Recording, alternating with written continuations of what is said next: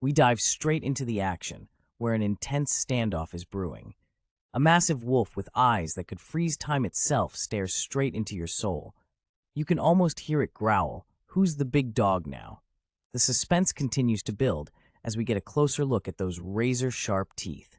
This wolf ain't playing around, folks. If looks could kill, well, you'd be toast by now. And here comes the title, reminding us that we're knee-deep into the 16th chapter of this wild ride. Buckle up, because things are about to get real. The camera pans back, revealing the full glory of our frosty lupine friend, who looks like it just stepped out of a superhero movie. With an aura of blue flames, it's not just a wolf, it's the wolf. Facing this legendary beast is our brave protagonist, who's got a front-row seat to the showdown of the century. He's crouched low, ready to make a move, and possibly regretting skipping leg day. Our hero's eyes flash with a mix of determination and desperation. He's got one red eye that screams danger, and another that's as cool as a cucumber, ready to pull off some magic trick. In his mind, he's plotting to make a grand escape using his teleportation skill. But there's a snag. His mystical eyes are holding a hypnosis spell, making things a little tricky. He's standing there, contemplating the power of his mystic eyes, which apparently have a hypnosis spell tucked away. Not your average pair of peepers, that's for sure. To switch up the game, he's got to change the magic circle in his eyes. No big deal, right? Just got to rewire his eyeballs real quick. Time's ticking, and our hero knows he needs to stall just a bit longer to pull off his plan. He's gearing up for something epic, with determination written all over his face. The tension heightens as he reaches out, channeling some serious energy. He's about to unleash something big, and you can feel the anticipation crackling in the air. With a flick of his wrist, a wave of power emanates. In a dazzling display of power, a mystical white wolf with a glowing blue aura and piercing blue eyes is ready to pounce. This isn't your average puppy, folks. It's a whole mystical beast. Cut to our hero, a young lad with dark hair, caught in a storm of swirling black energy. He's deep in thought, plotting, "I need to find an opening." Poor guy, caught between a rock and a hard place, or in this case, a wolf and some spooky energy. We zoom in on the boy's hand, clenched with determination. Purple energy dances around him, looking like he's part of a cosmic rave. Crack pow! The air is electric as purple energy erupts in a chaotic frenzy. It's about to go down. Our boy is now silhouetted against a backdrop of swirling energy, eyes glowing ominously. He's leveling up, folks. The wolf's ears perk up, sensing the heightened energy. It's like it's saying, "Oh, it's on now!" With a terrifying growl and a burst of speed, the wolf charges forward. Talk about a wolf on a mission. A voice echoes, "What did you do this time?" Our hero's inner thoughts panic. He's too strong. Looks like someone underestimated the big bad wolf. Our hero, now with glowing red eyes, braces himself as the wolf lunges at him. It's a close call, adrenaline pumping. The wolf is a blur of white and blue as it speeds toward the boy, eyes locked, ready to strike. Our hero narrowly dodges, rolling away with a look of determination and a bit of dirt on his shirt. It's fight or flight, and he's choosing both. Mysterious purple spikes shoot up from the ground, as if the earth itself is joining the fight. Things just got a whole lot more intense. The wolf, caught in the purple spikes, struggles against the unexpected trap. It's a wild twist in this battle of titans. Our hero takes to the air, evading the chaos below. With the wolf tangled up, he's got a chance to strike back. The scene kicks off with a bang as we see a powerful beast brushing off an attack with a nonchalant useless. Clearly, this creature means business. Our fierce creature reveals itself in full glory, with icy blue eyes and sharp fangs that could probably make a dentist weep. A dismissive thought echoes, "Such a sloppy attack won't work on me." Clearly, this beast ain't fazed by amateur hour. Things speed up as the air crackles with energy, and our beast is on the move, looking like it's about to unleash some serious chaos. A brief moment of stillness, the calm before the storm, as the tension builds up in the air. Enter our brave young fighter, with a red eye that screams determination, swinging and dodging. He's in the thick of it. Ugh, indeed. With a swift stab, the action escalates as our fighter makes his move, trying to catch the beast off guard. But our hero thinks fast, reminding himself, "I don't need to dodge everything." This guy's got strategy up his sleeve. His plan? Protect the legs and heart to escape. He's got a survival checklist, folks. The ground seems to be a blur of energy as the tension mounts, with blue sparks flying everywhere. Back to our beast, standing tall and ferocious, looking like the king of the wild with its electric blue aura. A shadowy figure appears, watching the beast with glowing eyes. Who's this mysterious observer? The beast, undeterred, acknowledges the resilience of its opponent, thinking, what a persistent guy.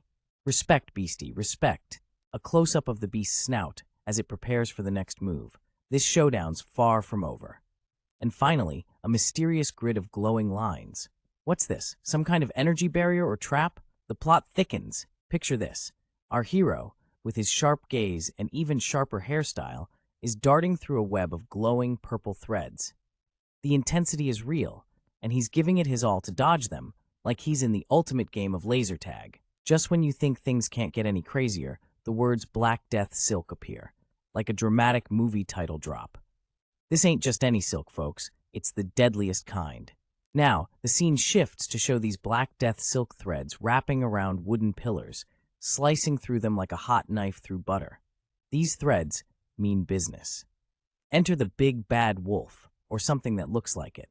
With its glowing blue eyes and sharp teeth, it's clearly not here for a friendly chat. It seems perplexed, though, as the silk entangles it. A mighty howl fills the air, echoing through the forest as the wolf creature lets out its frustration. It's not a happy camper, that's for sure. Our hero stands face to face with this snarling beast. He looks determined, despite the rips and dirt on his white shirt. The tension between them is electric. With his eye glowing eerily red, he mutters to himself, if it's this, like he's about to unleash a secret weapon or a killer dance move. Snap! The sound of threads breaking fills the air. Our hero's not just standing around, he's taking action, with each move snapping the silk like twigs. The forest now bears the brunt of the fight, with trees falling as the Black Death silk weaves its destruction. An ominous glow surrounds the scene, as if the very air is charged with anticipation and danger. The wolf creature, now surrounded by a blue aura, seems unfazed. It declares, this won't even leave a scratch on me, its confidence as solid as its teeth. The wolf charges, its fur bristling with energy, ready to break free and cause some chaos. The scene fades out, leaving us hanging on the edge of our seats as the wolf looms large in the background. Our hero, wide-eyed and in shock, realizes the gravity of the situation. He broke through the Black Death silk, he thinks, as the challenge before him grows ever more daunting. With a determined face, the protagonist thinks, at this point, has clearly reached a critical moment where a decision must be made. The thought continues, choice but to use that method, as we see intense red energy attacks cutting through the air. The scene shifts to a chaotic barrage of blue energy slicing through trees, suggesting a fierce battle is underway. Our hero emerges, hair wild and eyes fierce, one eye glowing red, the other green, as he charges forward, looking like he's ready for a serious showdown.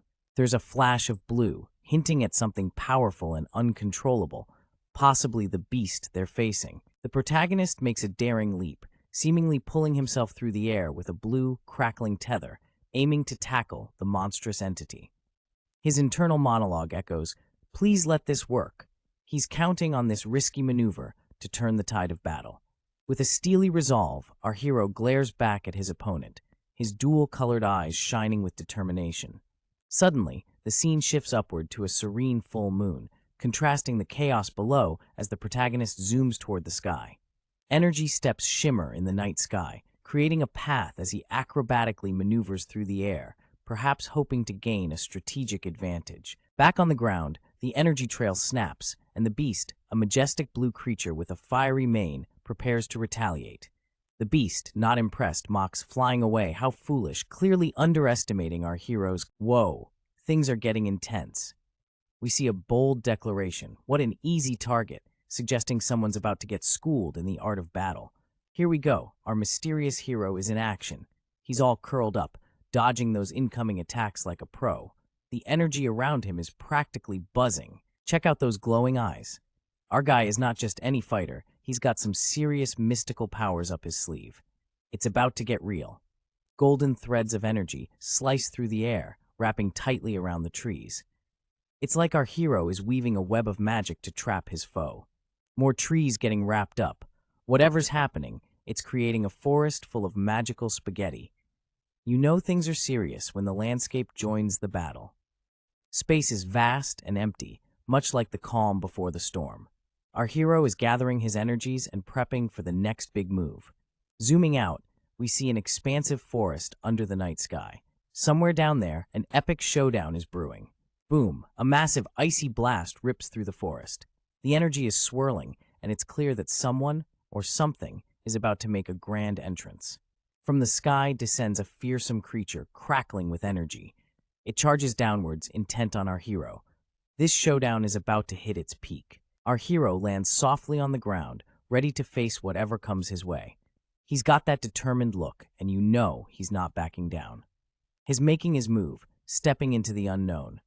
The ground is rushing up to meet him, and he's got that fearless vibe going on. Our hero's eyes are lit with determination and power, as ready to unleash his mystic potential and take this fight to a whole new level. A smirk crosses his face, full of confidence and maybe a hint of mischief. You can tell he's got a plan brewing. Jin's mystic eyes have restorage complete. Sounds like he's just powered up, ready to dish out some major league magic. A blank space leaves room for imagination. What's next in Jin's epic journey? Only time will tell, but you know it's going to be legendary.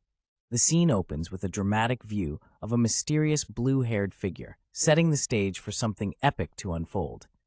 Next, we zoom in on a character with dark hair and a glint in his eyes that could only belong to Jin. With a mischievous grin and a golden glow in his eye, it's clear he's up to something big.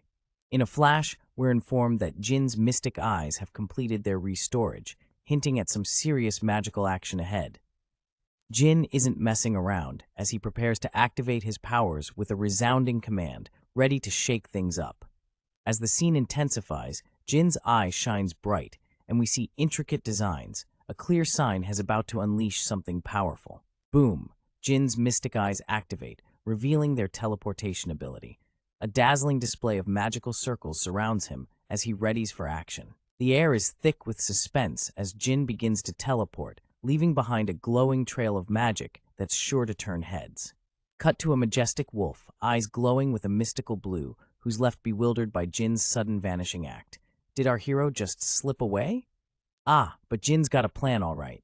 With a smirk and a glint in his eye, he reveals that disappearing was all part of his cunning strategy. Jin stands amidst a swirl of golden magic, his body slightly bloodied, but his spirit undeterred, ready to face whatever comes next. The wolf, teeth bared and eyes blazing, seems to realize it's been outsmarted, left howling in frustration. As the dust settles, Jin, ever the cheeky one, thought he'd at least say goodbye before making his grand exit, leaving behind a blur of magic and mystery. The scene begins with an extreme close-up of a piercing blue eye, filled with intensity and focus. The atmosphere suddenly shifts as powerful sound effects sweep across the frame, suggesting an explosive moment underway. Amidst the chaos, a silhouette of a mysterious figure can be seen grappling with a massive beast, showcasing a fierce struggle. The tension heightens as the beast lets out a thunderous roar, shaking the very ground beneath them. The beast's jaws snap ferociously, displaying sharp teeth as if ready to devour anything in its path. Amidst the fierce battle, a resolute young man emerges, his eyes glowing with determination and a trace of defiance. With a smirk, the young man declares that being a punching bag isn't his style, challenging the beast with an audacious cry. A whirlwind of energy and debris encircles the battlefield, leaving destruction. From that day on, our hero decided to jazz up his gear. We're talking a full-on equipment makeover. Our protagonist is on a stealth mission, sneaking into the 5th Armory. Shh, don't wake the guard dogs. Score. He snags some metals and materials. It's like a shopping spree, but for crafting. And for those just-in-case moments, he's got Fenrir's fur in his stash. This ain't your regular wool. Check out that fur. It's like a magical porcupine, all spiky and glowing. That Fenrir's fur is no joke. Tough as nails, my friends. Fenrir's fur has some wild magic tricks. Crystallization, hardening, and miniaturization. It's like a Swiss Army knife of fur. Our hero's got a plan. Let's appraise this fur and see what makes it tick. So the fur hardens with magic. Talk about a tough customer. No wonder this stuff's like armor. Attacks just bounce off it. Thinking cap on. What if, just what if, he made a weapon with this fur? The gears are turning, and the fur is glowing. Time for some epic— Whoa, check this out. Our dude here is tinkering with some next-level magical thread called Gleipnir. It's said to be unbreakable once magic gets involved, and it's got him thinking big. Looks like he's got a plan. Using this thread, he's weaving some serious magic into a pair of gloves. These aren't just any gloves. They're packing some insane abilities like dark hardening and crystallization. As he fine-tunes the crystallization, bam! A glowing magic circle pops up, and it looks like he's stumbled onto something major. You know when the magic circle lights up, things are about to get real. Our guy is rocking a cool pair of black gloves now, each one charged with magical prowess. He's got a look of determination, ready to put these bad boys to the test. Eyes locked onto the task, is about to unleash the full potential of these enchanted gloves. And just like that, the magic circle is glowing bright, revealing its secrets. His eyes are wide with excitement, red irises shimmering. He's contemplating the possibilities, thinking about the power he now wields with these gloves. All right, he's ready to make some magic happen with this thread. Sparks are flying, and the anticipation is electric. Flash! His hand is engulfed in a burst of energy. Something big is brewing, and it's about to go down. Now, the gloves are on, and he's checking out the specs. These gloves aren't playing around. They're ready for action with some serious magical enhancements. Boom! Magic circle glowing on the glove. Our protagonist is seeing things in a whole new light. He's got that look. You know he's up to something epic. His eyes are fixed on the glowing magic circle. The possibilities are endless, and he's ready to dive into this magical adventure.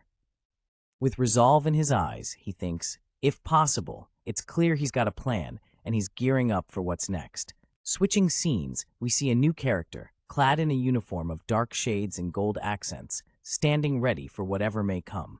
Feet firmly planted on the ground, this new character seems poised for action, ready to join the unfolding magical saga. Our scene opens with a sharply dressed individual sporting a slick suit with a snazzy brooch. Whoever this guy is, he means business. We get a closer look at his attire, and boy does he know how to dress. The suit is crisp, clean, and screams I own this place. As we pan down, the suit continues to impress. Clearly, he's a man of style, with a knack for making a fashion statement. Then, things start to get a little spooky. The atmosphere shifts as a dark, mysterious energy begins to surround him. And there it is. His eyes glow with a menacing light, one red and one yellow. Clearly, this dude's got some serious mojo going on. With a chilling smirk, he declares, "All right, it's time for revenge." Yikes! Somebody's got a vendetta. As the night settles in, a sudden streak of light appears in the sky, causing a flurry of movement. The mysterious light lands with a dramatic explosion in a forest clearing. The impact causes a vibrant burst of light, revealing a densely wooded area. Trees shudder under the force, as if bowing to the unknown intruder. A large, majestic, wolf-like creature with vibrant blue flames catches sight of the commotion, its eyes wide with surprise and curiosity.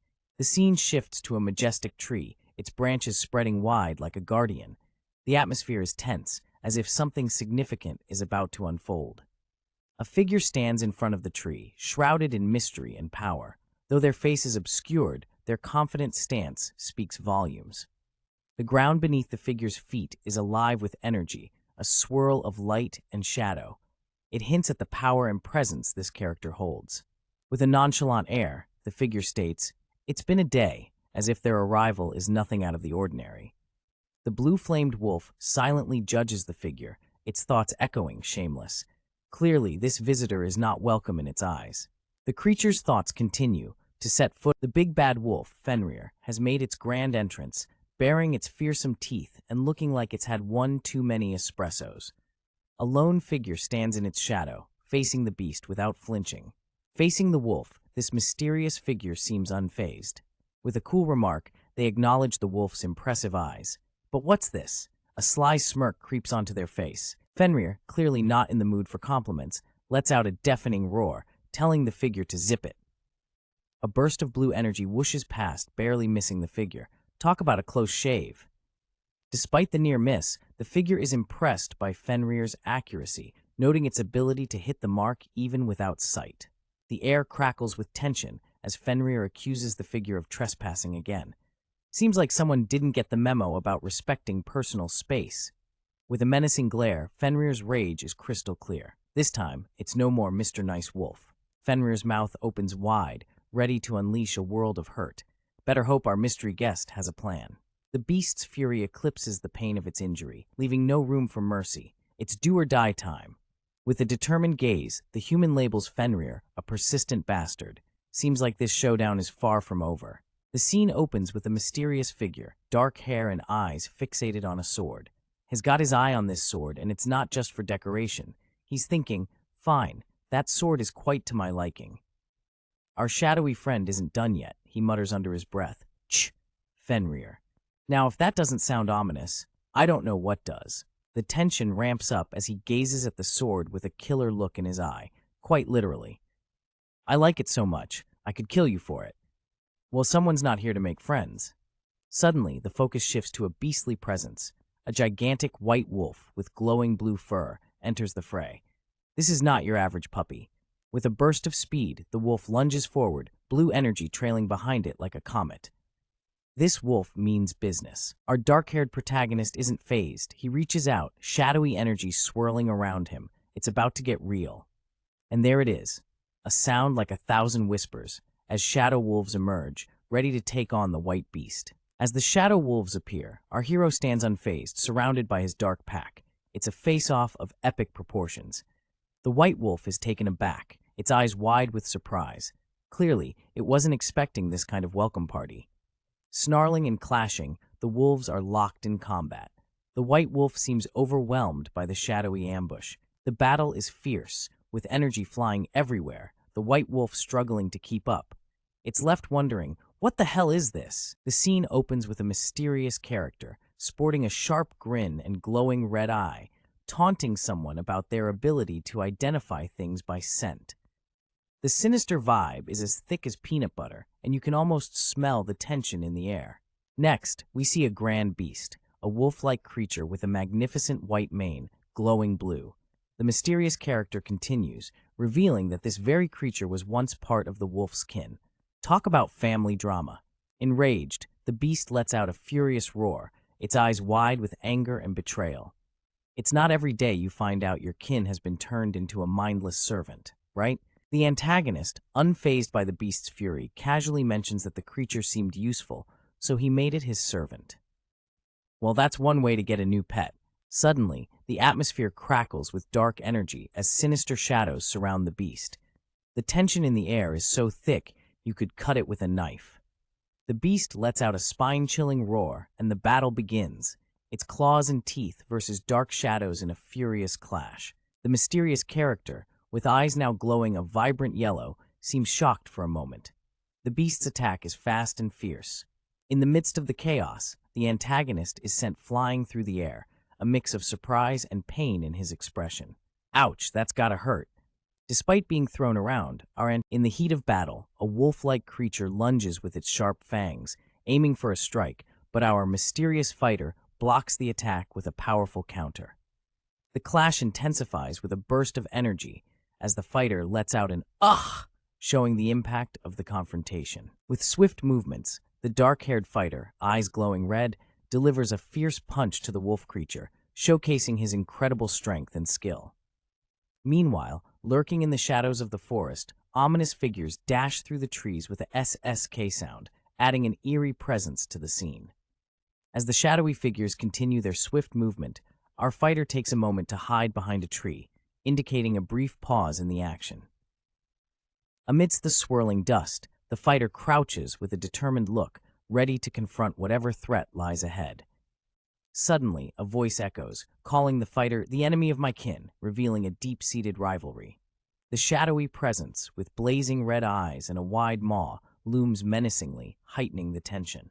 Facing away, the dark-haired fighter stands resolute, enveloped in a mysterious purple aura, preparing for the next move. With a sly grin, the fighter whispers teleport, ready to outmaneuver his opponent with a clever trick. The wolf creature crashes through the forest, splintering trees with its might, but it seems the fighter has already made his escape.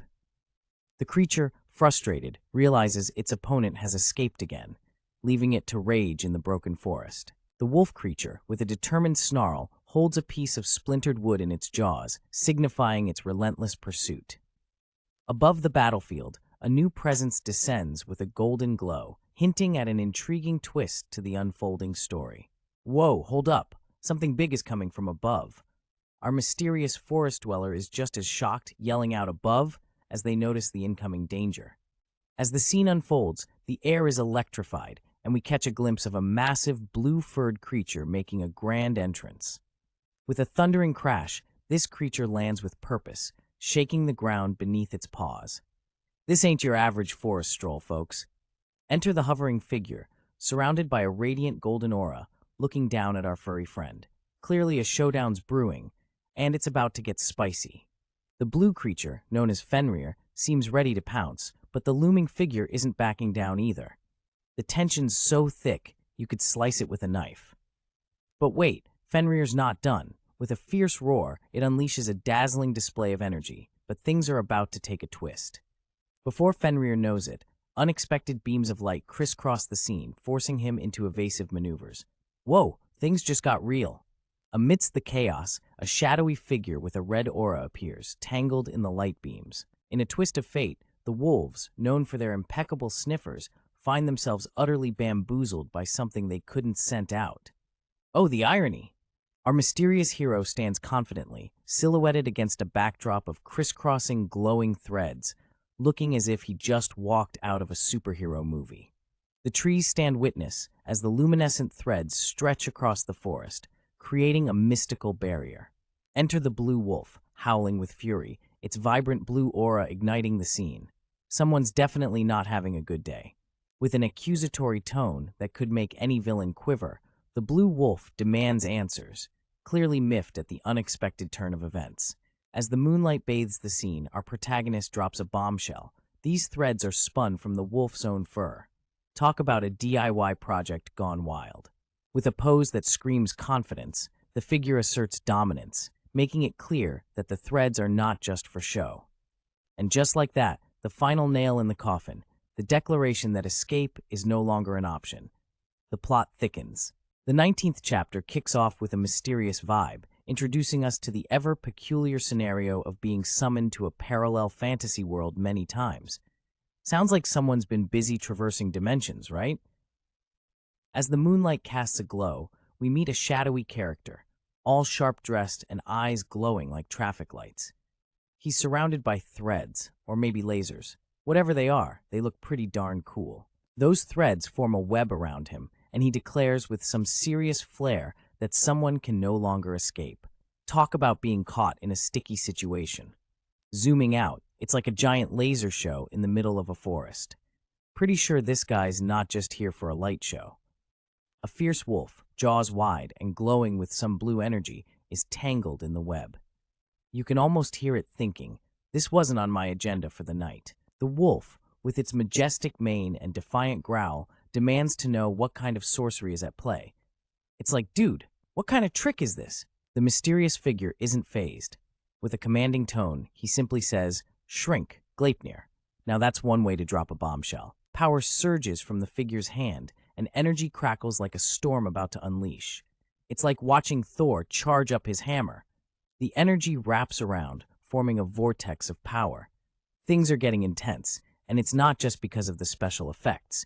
Even the wolf is taken aback, its snarl turning. The scene opens with a powerful sound effect, pang, as glowing threads wrap around a mysterious blue creature, showcasing the intensity of the moment.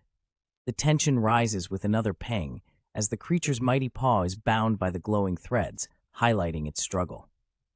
Dark, slashing streaks fill the panel, emphasizing the fierce energy and chaos surrounding the battle. The scene zooms in on the creature, struggling against the glowing threads as they tighten, indicating its desperation.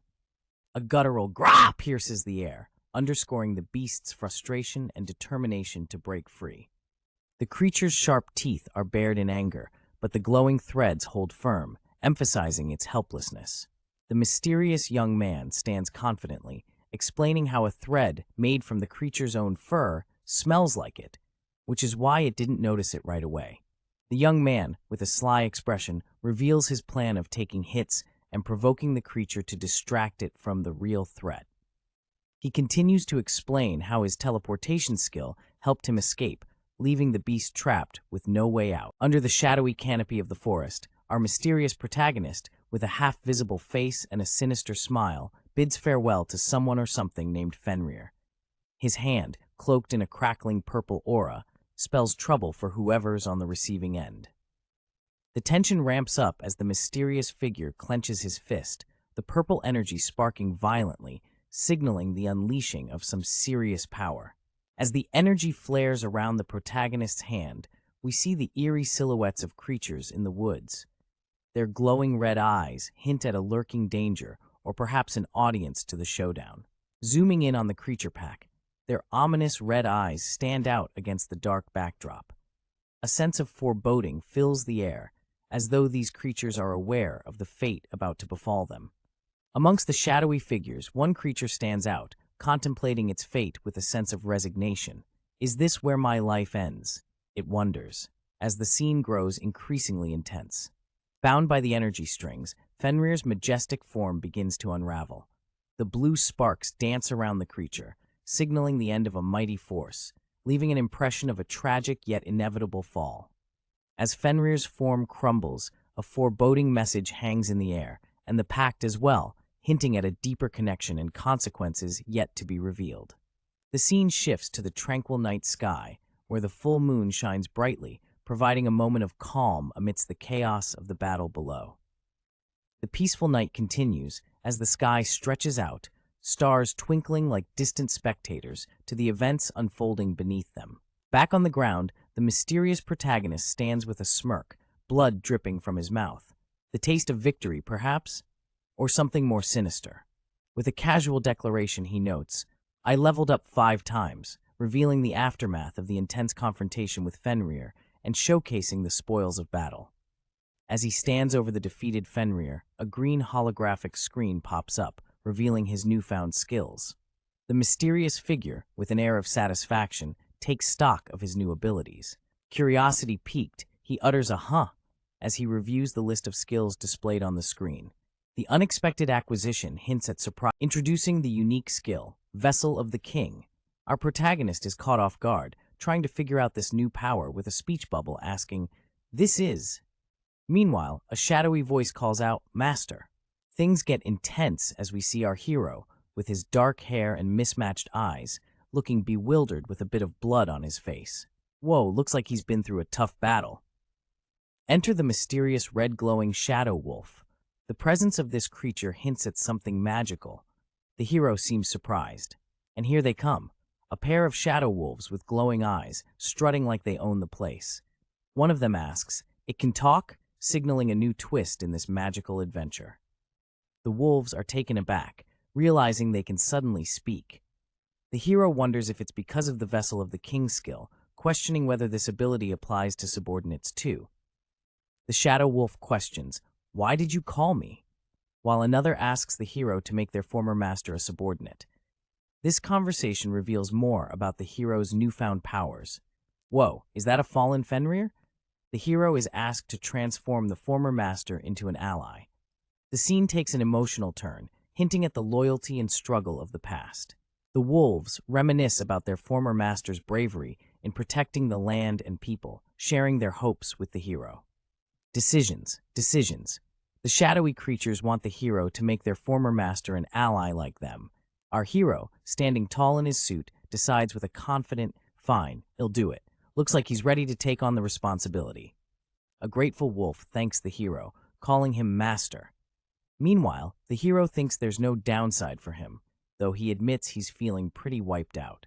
Our hero lets out a tired sigh, realizing just how exhausted he is. Battling shadow wolves and mastering new skills is no walk in the park.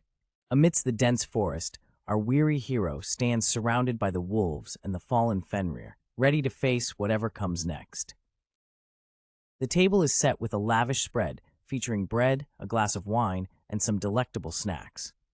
Amidst this culinary splendor, someone is deep in thought, pondering something serious. A finger is raised, emphasizing a point about the first and second princesses not getting along too well. Sounds like a classic royal sibling rivalry. Someone is trying to clarify that it's not just about not getting along. The second princess is just too reserved.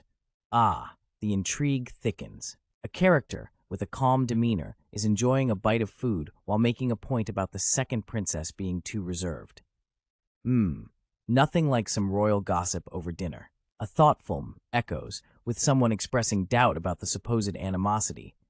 Apparently, the first princess sneaks glances at the second sometimes. Suspicious or just curious? Meanwhile, one character is having a mini crisis. There's garlic in his dish. Oh, the horror. Amidst the garlic panic, the conversation shifts, hoping Inori could lend a hand in this royal mess. Inori, startled, wonders why his name is suddenly dragged into this. Why indeed, Inori? Why indeed? With a bit of sass, Inori suggests asking Tamaki or Aoi for their help since they're girls too. Gender diplomacy at its finest. However, the others point out that Inori is closer to the second princess, taking lessons from her and all, has practically her BFF. The focus shifts to another character, possibly the mastermind behind this dinner talk, with a mysterious expression. The suggestion is clear. Inori, with his inside scoop on the second princess, should talk to the first princess and play peacemaker. Time to play therapist, Inori. The drama unfolds as one character is sulking about a stuck-up princess who won't give him the time of day. But fear not, his buddy's got a plan. If he asks her, she'll listen, apparently. This guy's got confidence for days, and he lets it slip that the first princess is totally smitten with him. Meanwhile, in the peanut gallery, some folks are seriously questioning if this is the real Ryuto, and if his rep is diving faster than a falcon. Nevertheless, Ryuto's got a deal up his sleeve. A day off every week if he can get the princess on board. But, as he sits there, he's having a moment of doubt, wondering if this plan's gonna fly. Knock knock, who's there? It's the moment of truth as the visitor arrives. The princess got a voice that could command an army, announcing that she heard from Ryuto. With a royal flair, she invites the visitor in, calling them a commoner. Talk about a royal welcome. But the visitor? Yeah, they're already dreaming. In a room filled with lavish decor, someone demands consideration for gratitude. The interior is quite something, unlike the other rooms, but it's kind of a mess style-wise. Our sharp-eyed friend notices. The dude is like, this place is fancy pants, but can't help but critique its vibe. Meanwhile, someone else is curious about his fascination with the room, almost mocking him for never seeing such luxury. There's some teasing going on, as the girl with blonde pigtails questions the guy's fascination. She implies it's only natural for someone like him to be impressed by such finery. Our main guy, clearly not entertained by the opulence, asks if the first princess is into all this stuff. He's greeted with silence, as if his question is too simple for this royal setting. The young man points to an odd-looking bird statue, almost like his saying, seriously, this is the princess' taste? But the girl shuts him down quickly, explaining the items are gifts. She elaborates, saying, royalty doesn't buy their stuff, duh, and labels him ignorant, while the guy just wants to get on with the main topic. The conversation gets serious, as she mentions she's there to talk about the second princess. Our guy is like, all right, let's make this quick, implying he's not too thrilled about the subject. The girl gets defensive, denying any concern for the second princess. She's like, what are you even saying, dude? Clearly annoyed by the insinuation. She's playing with her hair, showing some sass, while the guy acknowledges her response with a simple, I see, as if he's reading between the lines. Our man here, with a bit of a smirk, seems to be losing patience. He's thinking, this isn't going anywhere, clearly frustrated with how the convo is dragging on.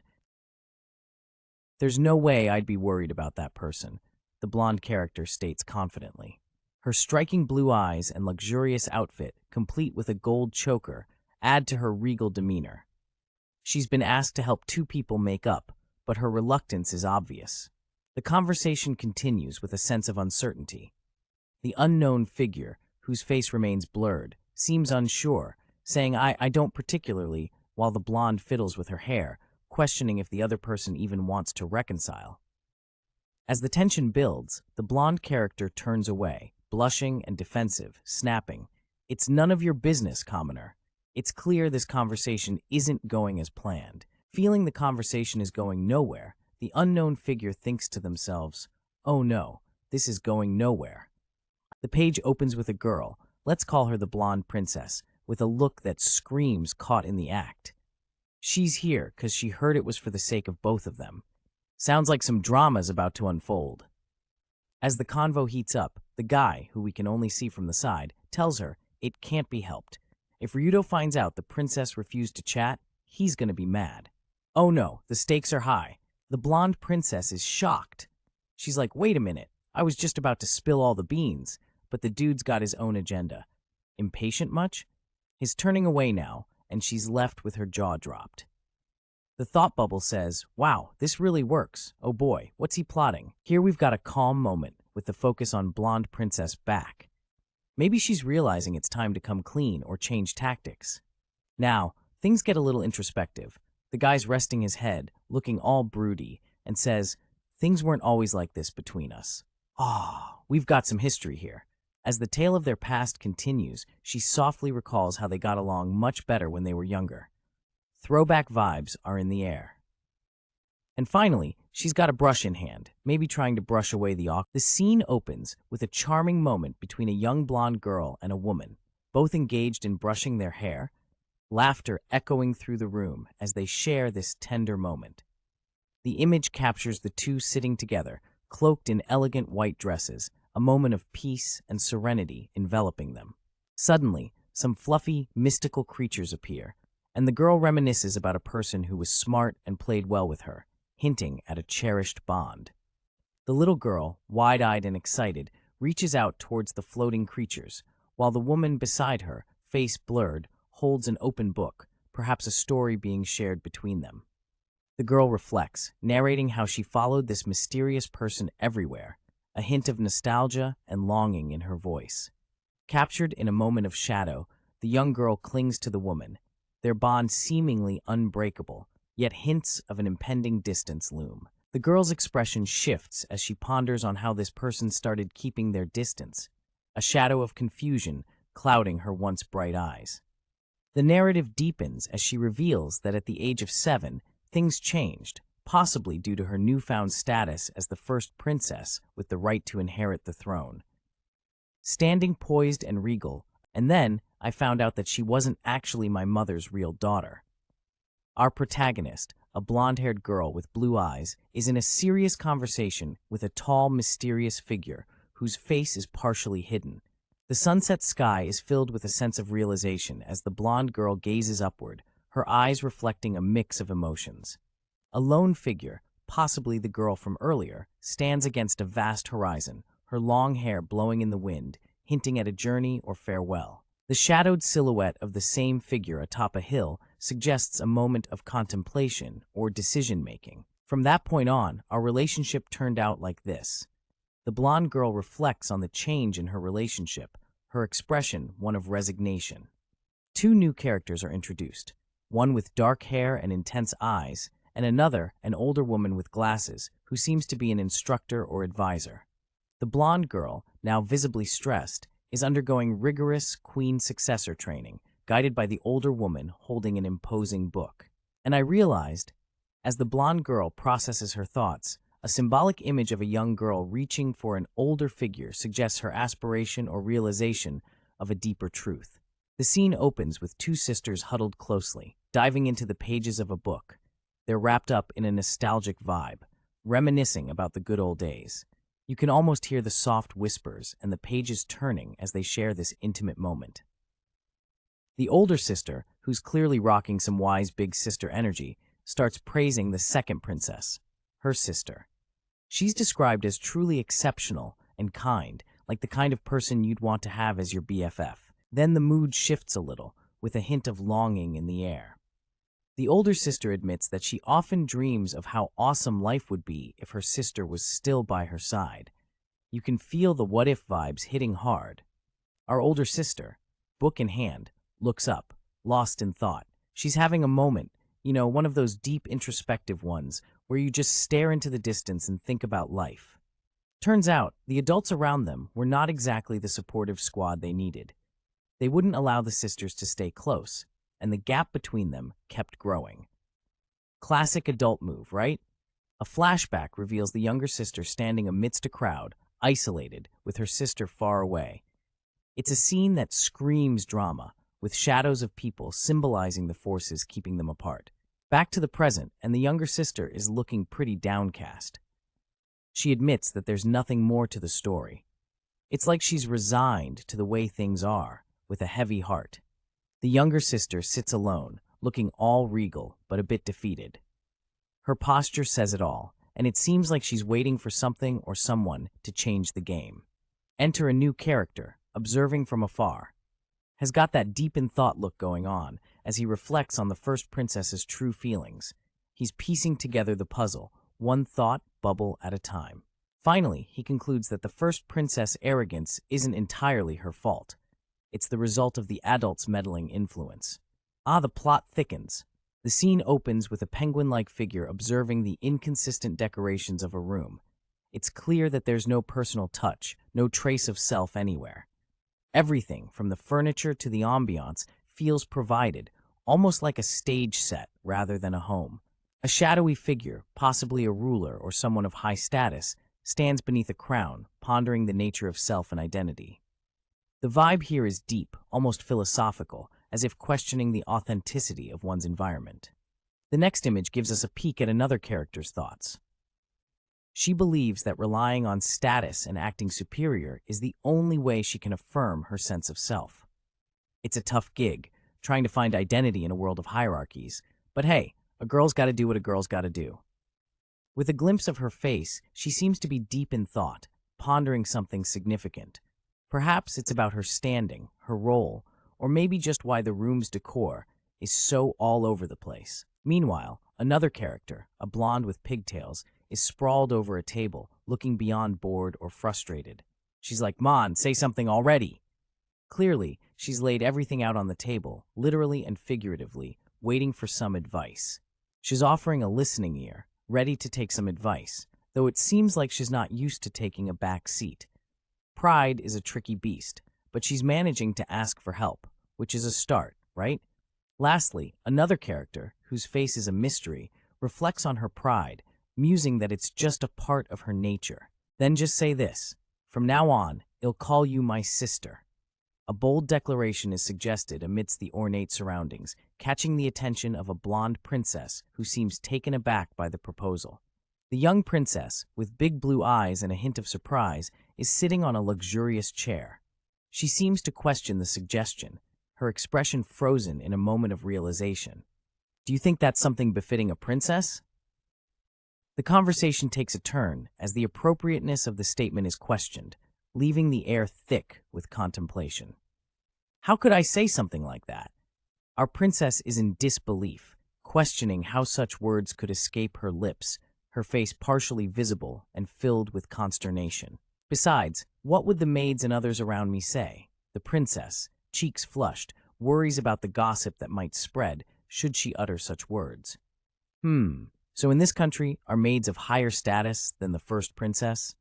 The counter-argument is presented with a hint of sarcasm, challenging the princess' concerns. The one who decides how a princess acts is... A voice of reason emerges, reminding the princess that she holds the power to define her own actions. Isn't it you yourself? The truth is laid bare, and the princess, eyes wide, is left to ponder her own autonomy in the matter. But, saying that might cause trouble for her, the second princess isn't as weak as you think she is. An unexpected reaction, perhaps? The gears are turning in her head. Fine, I'll take it into consideration. I'm grateful for this, she says with a blush that could rival a tomato. A pause, as if contemplating the universe. Yeah, he replies, with the kind of enthusiasm reserved for laundry day. That about wraps it up, says the maid, as she stands before the young servant. It's a typical day in the kingdom, and Miss Nala, the second princess's maid, is in the middle of a conversation with a young servant. "Miss Nala?" the servant inquires, to which Miss Nala responds with a simple, "I see." Understood. It's clear that Miss Nala is accustomed to such interactions, working directly for the second princess. Despite the blurred face, Miss Nala's presence is unmistakable, with her distinct uniform and blonde hair. Her role as a maid is evident, and the servant is left pondering the interaction. The servant reflects on Miss Nala's lukewarm reaction to the message, pondering internally about the nature of their conversation. It's all in a day's work for the second princess maid. Well, she is the second princess maid, so it's only natural. The servant thinks to himself, understanding Miss Nala's indifferent demeanor. The next day dawns with a crisp, clear sky over the castle. It's a fresh start, with new messages and duties awaiting. "Good morning, Lord Inori," greets Miss Nala as she stands poised with another message. The morning light casts a warm glow over the majestic castle behind them. Miss Nala, with her ever-present uniform and braided blonde hair, delivers a message from the second princess. A routine task, yet an important one for the kingdom's communication. "A message?" questions Lord Inori, curious. Today, something different is in the air. Our teacher, with an air of mystery, declares that there's going to be a special lesson today, one that's not like the usual drab lectures. One of the students, sitting casually on his chair, gets intrigued. A special lesson, he muses. He's probably hoping it's not another one of those surprise pop quizzes. Yet, as the realization sinks in, he can't shake off a feeling of dread. I have a bad feeling about this, he thinks, possibly regretting not checking his horoscope this morning. In the heart of a bustling city, rooftops stretch out under a clear blue sky. The scene shifts to the vibrant streets where a voice calls out, urging someone named Inori to hurry up. A young woman with pink hair and a flowing blue dress is seen conversing with two companions. The black-haired individual narrates their journey through the capital's streets, highlighting the importance of experiencing the city's atmosphere for social studies. The pink-haired woman, with a hint of nobility, declares her intention to take her companions on a shopping spree. Curiosity piques as they wonder what she plans to buy. As they stroll through the charming streets, the allure of accessories tempts them. A display of shiny trinkets and ornaments beckons, suggesting a delightful detour in their escapade. The first princess doesn't buy things for herself. How about this one? Our mysterious observer in the room ponders. The store is bustling with options, but making the right choice isn't easy. The focus shifts to a girl, her eyes glued to the display, deep in thought. She's dressed in a soft blue outfit, possibly contemplating which item would win the princess' heart. Her expression says it all, a mix of concentration and decision-making. What's going through her mind right now, we wonder. She turns to someone named Inori, seeking his opinion on which item looks prettier. "Tough choices, Inori. Time to step up." As the girl turns, her gaze meets the blurred face of Inori. A conversation hangs in the air, and decisions are yet to be made. "They both look good," Inori responds, trying to play it safe. But the pressure's on to choose just one. "Ah, this one. It's not mine," the girl admits, perhaps revealing her intentions to pick something for someone else. Inori's face lights up with a questioning look. The plot thickens. "What's the deal here?" "Inori, we're here to buy a birthday present for the first princess," someone explains, bringing clarity to the shopping spree. A serene scene on a balcony, the girl reflects on passing a message to the second princess. Plans for a new shopping adventure unfold. Under the vast blue sky, the girl sits pensively, her thoughts drifting as she gazes into the distance. "Tomorrow, we'll go out to buy a present for my younger sister," she declares with determination. In a cozy setting, a character with dark hair and a formal outfit is curious, I see. "But why are you asking for my opinion?" Silence hangs in the air as a character with long, light hair seems deep in thought, pondering the unspoken question. Nearby, a display of shiny jewelry captures the eye as a voice reminds, "Inori, you met her yesterday, didn't you? I thought you'd know her tastes better than I do." The conversation continues. You can't know everything from a brief conversation yesterday. Plus, she seemed used to receiving gifts. As the scene pans out, we see a light-haired character and the blurred character, hinting at a regal setting, perhaps a princess and her attendant. Determination in the air, the light-haired character muses, "I think whatever gift I give will be fine," and questions, "So, you mean my gift? Is it useless?" A moment of hesitation from the dark-haired character. "Well, is it important who the giver is?" A pause as the dark-haired character, wearing a suit with a distinctive tie, contemplates the importance of the gift giver. The light-haired character confidently concludes, "I think anything chosen by the princess herself will be great." As the thoughts continue, the dark-haired character reflects, "How kind, Inori.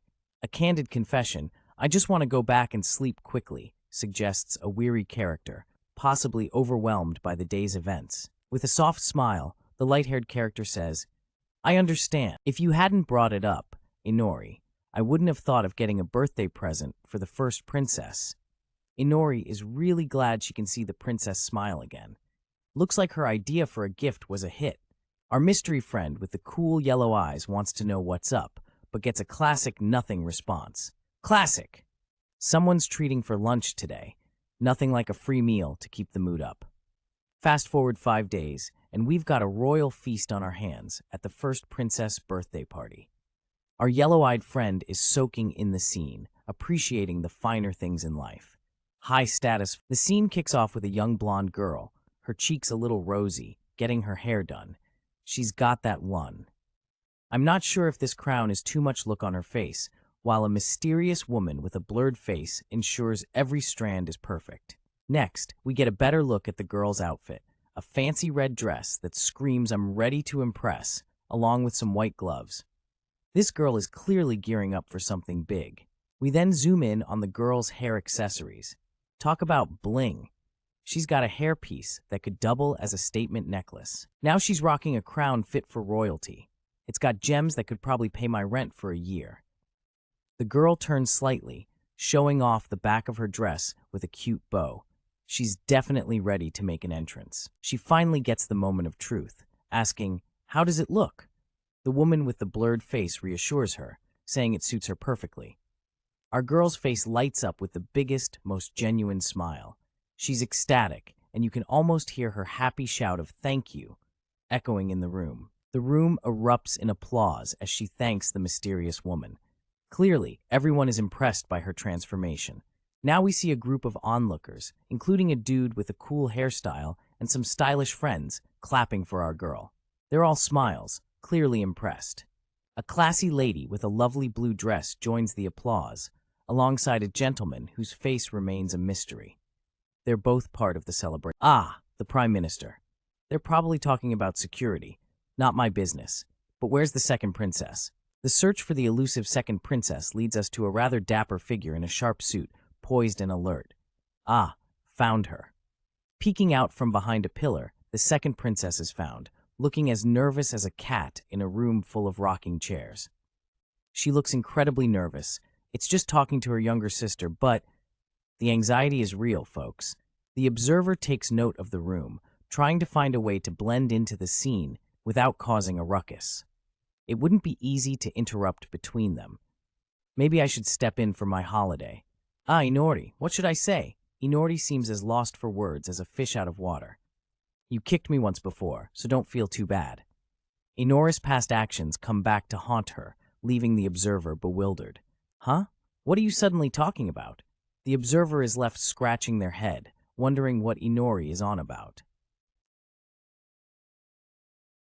The scene opens with a dramatic flair as a woman in a corseted dress challenges another, questioning where her previous boldness has vanished to, followed by a spirited "Hiya!"